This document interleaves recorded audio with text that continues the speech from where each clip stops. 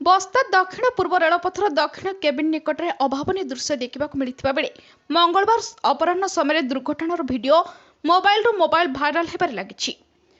सूचना अनुसार गतकाली सकाळ समय ऑफलाइन ट्रेन पास करुवा बेले गेट पड़ी रही।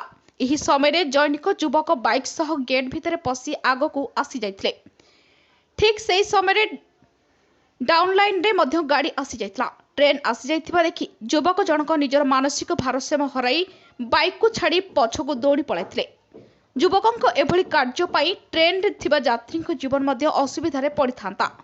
जाहु टली गला बड़ विपद। फल अल्पके बर्ती जाइथिले युवक।